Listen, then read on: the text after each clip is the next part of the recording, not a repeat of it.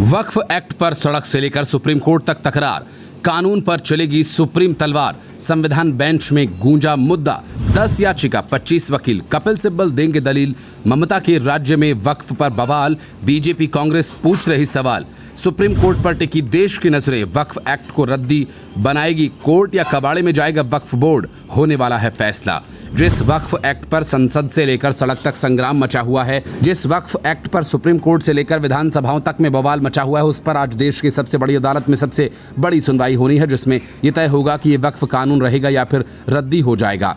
लेकिन उसके बीच पूरे देश की नजरें बंगाल पर भी टिकी हैं, जहां के मुर्शिदाबाद से उठी लपटें पूरे देश को अपनी चपेट में लेने की कोशिश कर रही हैं। दूसरी तरफ देश की सबसे बड़ी अदालत में 10 याचिकाओं पर सुनवाई में यह तय होने जा रहा है कि इस कानून का भविष्य क्या होगा। जिन 10 याचिकाओं को सुप्रीम कोर्ट में सूचीबद्ध किया गया था, उनमें असदुद्दीन ओवैसी की याचिका भी शामिल थी, लेकिन उनके अलावा भी कई लोगों की याचिकाएं हैं जिन्हें अभी सुप्रीम कोर्ट में नहीं सुना जा रहा। इसमें सपा सांसद जियाउर रहमान बर्क, टीएमसी सांसद महुआ मोइत्रा, अभिनेता और से नेता बने थालापति विजय, आंध्रा से पूर्व सीएम जगन मोहन रेड्डी और सीपीआई की याचिका शामिल है। ठीक इसके उलट कई एनडीए शासित राज्य वक्फ के नए कानून का समर्थन करने के लिए सुप्रीम कोर्ट पहुंचे हैं। इसमें छत्तीसगढ़, उत्तराखंड, हरियाणा, राजस्थान और महाराष्ट्र की सरकारें शामिल हैं। ये सभी राज्य वक्फ कानून का समर्थन कर रहे हैं और सुप्रीम अदालत का रुख किया है। मतलब एक तरफ कानूनी लड़ाई सुप्रीम कोर्ट में लड़ी जा रही है और दूसरी तरफ बंगाल की सड़कों पर तांडव हो रहा है, जिसको लेकर पश्चिम बंगाल के सीएम ममता बनर्जी को बीजेपी घेरने की कोशिश कर रही है और इस काम के लिए उसने यूपी के सीएम योगी आदित्यनाथ को सबसे आगे कर दिया। बहनों और भाइयों, इन दंगाइयों का उपचार ही डंडा है, बिना डंडे के मानेंगे नहीं। आप देख रहे होंगे बंगाल जल रहा है, वहां की मुख्यमंत्री चुप है, दंगाइयों को शांति दूत कहती है। अरे लातों के भूत बातों से कहां मानने वाले हैं।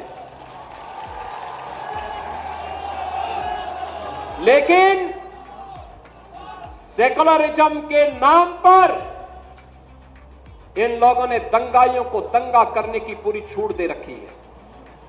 पूरा मुर्शिदाबाद पिछले एक सप्ताह से चल रहा है, सरकार मौन है।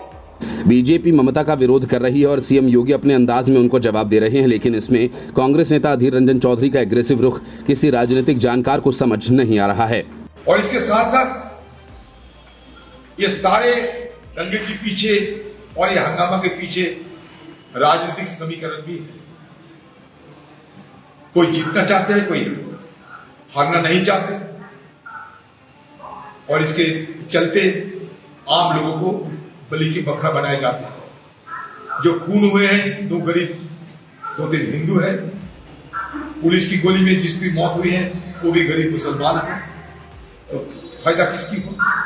अभी भी बहुत सारे लोग जख्मी हालत में हॉस्पिटल में इलाज कर रहे हैं, ना किसी का कोई पूछताछ होते हैं, ना किसी के बारे में सरकार की तरफ से कोई देखभाल किए जाते हैं। मतलब एक तरफ तो कांग्रेस वक्फ कानून पर इंडिया गठबंधन को इकट्ठा करने की बात कर रही है और दूसरी तरफ उसके नेता ममता बनर्जी के खिलाफ मोर्चा खोले हुए हैं, जिसके पीछे वजह है वहां के हालात। मुर्शिदाबाद के बाद नॉर्थ 24 परगना में भी हालात बिगड़ गए थे। कई लोगों की मौत के बाद केंद्र सरकार ने हाईकोर्ट के निर्देश पर बंगाल की सड़कों पर बीएसएफ को उतार दिया और टीएमसी और बीजेपी दोनों एक दूसरे पर हिंसा फैलाने का आरोप लगा रहे हैं। आईएसएफ वक्फ कानून के खिलाफ हो रहे प्रदर्शन को लीड कर रही है और वो भीड़ जब कोलकाता की ओर बढ़ रही थी तब ये विवाद बढ़ा। मुर्शिदाबाद के हालातों को लेकर टीएमसी ने आरोप लगाया कि बीएसएफ के कुछ जवान ऐसे लोगों को बंगाल में प्रवेश की अनुमति दे रहे हैं जो हिंसा फैलाकर वापस लौट जा रहे हैं। यही बात बीजेपी नेता दिलीप घोष भी कह चुके हैं। टीएमसी ने सवाल उठाया कि अगर दिलीप घोष को बीएसएफ की इस भूमिका की जानकारी है तो गृह मंत्रालय और प्रधानमंत्री इससे कैसे अनजान हो सकते हैं। टीएमसी ने भी दावा किया कि स्थानीय खुफिया रिपोर्ट्स के अनुसार कुछ बीएसएफ जवान चप्पल पहनकर मार्च कर रहे हैं और राजनीतिक नारेबाजी कर रहे हैं। पार्टी ने सवाल उठाया कि क्या बीएसएफ चप्पल पहनकर मार्च करती है। यदि वे बीएसएफ के जवान हैं तो बहुत गंभीर मामला है और अगर नहीं तो ये एक बड़ी साजिश हो सकती है। उन्होंने कहा कि केंद्र सरकार को इस पूरे मामले को गंभीरता से लेना चाहिए, क्योंकि सरकार बनाने के लिए देश की सुरक्षा से खिलवाड़ नहीं किया जा सकता।